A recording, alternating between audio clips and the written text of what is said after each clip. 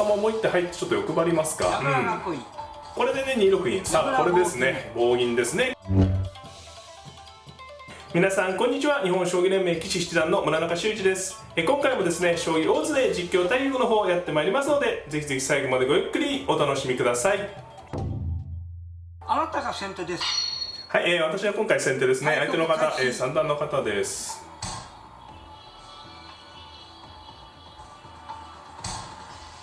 相手の方ね、三間飛車、なんか振り飛車が得意というね、感じだったですけれども、戦型はね、飛車に進みそうです。私ちょっと矢倉模様でいってみましょう。近年はね、そうですね、今8五歩ときて、これ、急戦模様に、ね、なる可能性もありますね。私が6六歩とね、止めたのがちょっとね、最近では少し珍しくなってきた形なんですけれども、別にこれだけでね、悪くなるってこともないのでね、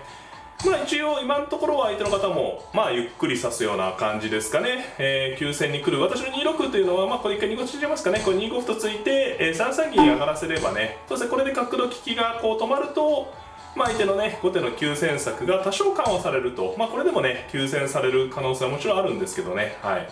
で相手の方玉を寄って私は金が上がって、まだね7四歩でちょっと急戦の可能性もありますね。私の方が矢倉を作ります。この銀がね4四銀と上がってくるとね、角と連動して、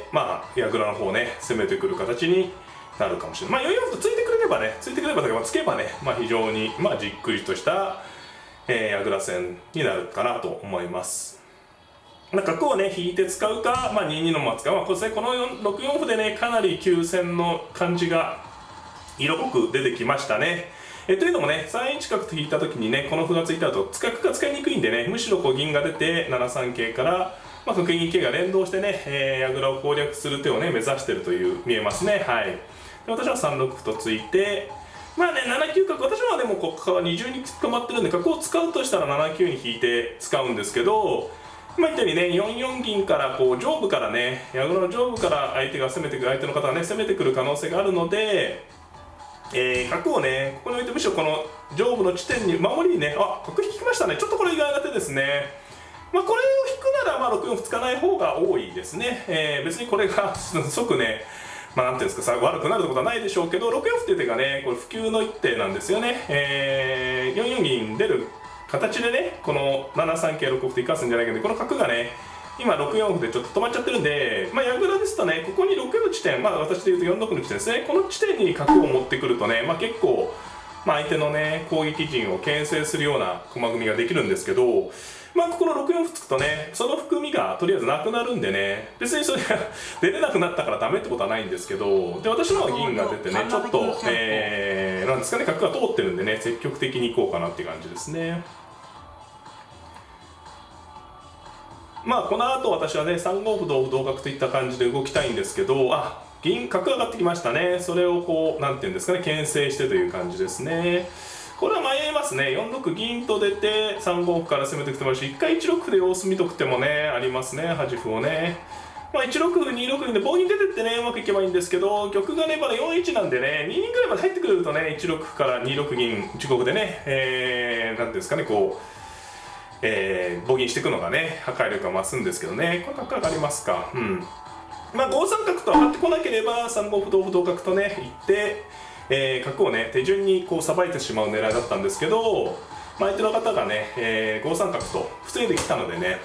角を3五歩同歩同角とね交換する将棋にならないので、6八角と上がって玉を寄ってね、4六に角を出る手ももちろんあるんですが、ちょっと欲張ってるんでね、4六に銀を出る手も、イメージしてるって感じですね。4六にここに角を持ってくればね、より相手の攻撃陣をね睨んで、より守備的なね構えというかね、守りにも効くんですけど、その代わり銀がね4六に出る手がなくなるのでね、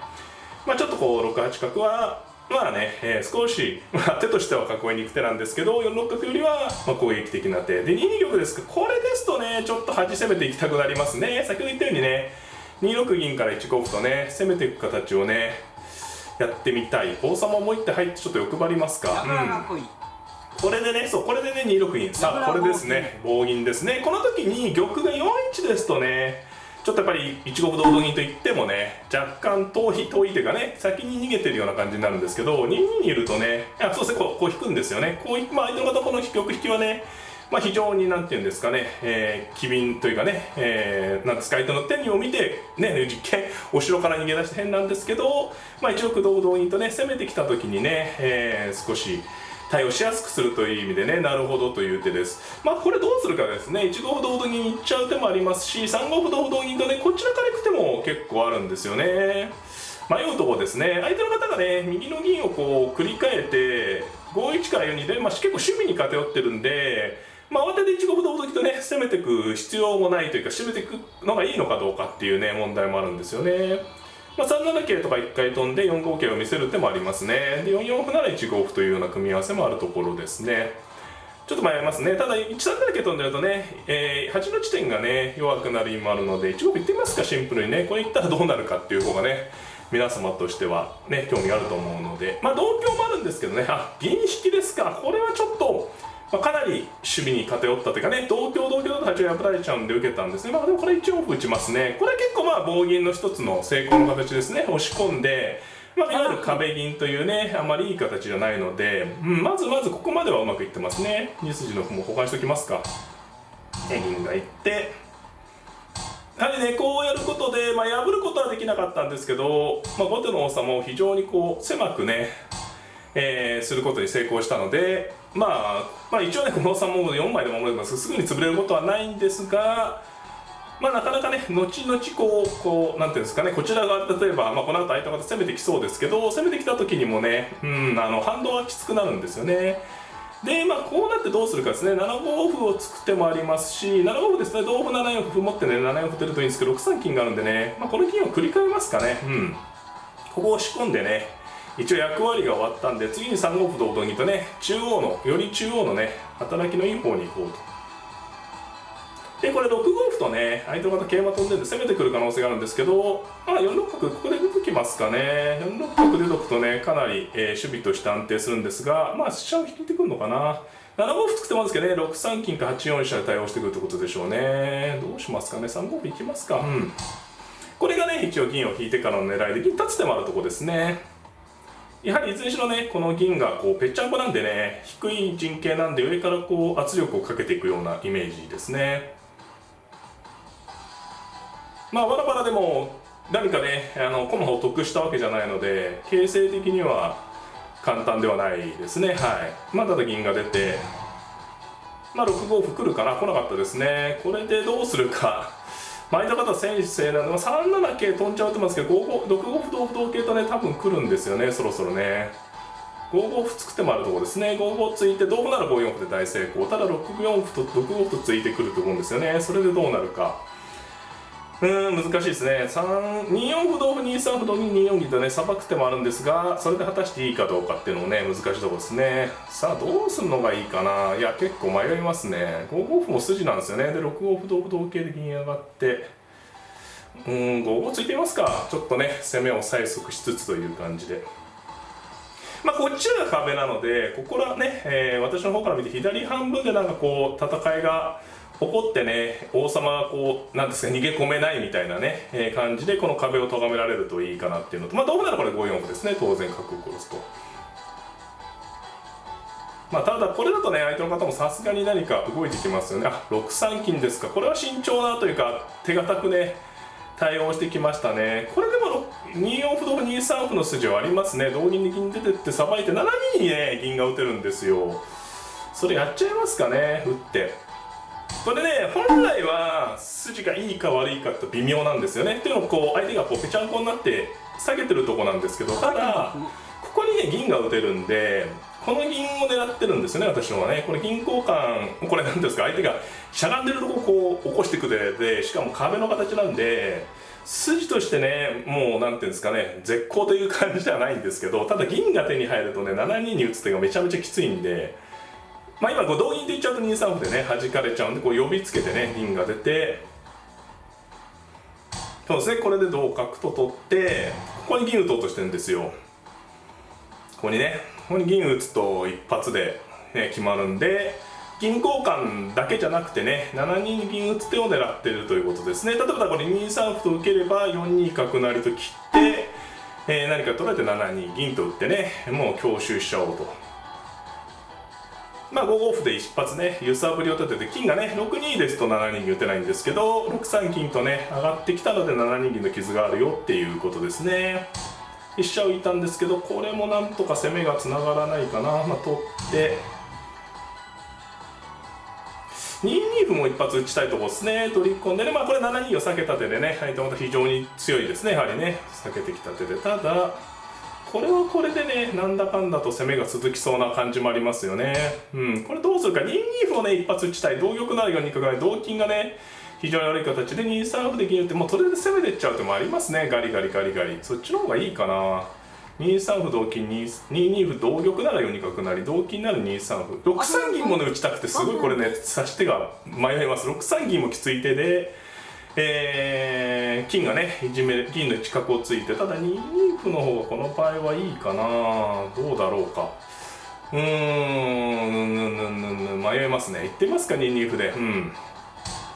こっちの方がね、まあ、直接王様を攻めるとですね、6三銀ですと、まあ、こう周りからこう攻めていく手で、まあ、いずれにしろね今櫓が非常に硬いので、私もね今5四歩で1歩でもう1歩取ったのが一つミソですね。これ7二銀と打つ手が、まあ、先手っていうかね狙いであったので、2三歩打つ手が間に合ってないんですね、相手の方ね。2三歩打つと角を切って7二銀って筋が先ほどあったので、飛車を1回浮いたんですけど、そうするとここが直通してるんですよね。そう同玉だと今4二角成だったんですよ。でこれで2三歩って同金ですと4二角成から2三飛車成と攻めることができます。なのでそれで金を打ったんですけど、これもう銀ぶち込んで普通に攻めていきますか。これね銀ならずで、これ結構快調かもしれないですね。結構きついかもしれないです。これそして金上がったんですけど、普通に歩成がいいかな。同角成同金、まあ歩を成るのが一番シンプルでしょうか。これはね角取っても同飛車なので、そして櫓硬いんでね、一応こうまあ重い形とも言いますけど、着実に破ったとも言えるんでね、これは次3二とでまた駒が剥がせるので、そうですね、これは飛車を止めに行ったんですけどね、同飛車かな。普通に同飛車で歩を打って、その時にと金寄るのがいいかな。同金そうですね、と金寄るのが一番いいかな。同角成3三角成同銀3二と迷いますね。迷う。3二飛車寄ると角を取る、それと金寄って金取る手もありますね。これ結構手が広いところですね。着実にでもいきますか。と金寄りが一番着実だと思いますね。これね飛車逃げちゃうと取られちゃうんでね、それだけ気をつけてください。これで、王様逃げればもう飛車捨てて3三とでね、飛車取られてももう寄せの網を縛っていけば寄せがね決まりそうです。で同金で、まあ、同銀成と取ってで飛車を寄ると、これでね王手でこううまく飛車が助かったと。まあこれはうまくねいってますね。今金桂と銀の交換でね駒得しながら、攻めてますね。でこれ3四歩と打つ手がねきついですね。この5四の金がこう浮き駒なので、そしてこれで十字飛車が決まりました。ぴったりね攻めが続きました。いやありがとうございました。素晴らしい将棋でした。ありがとうございました。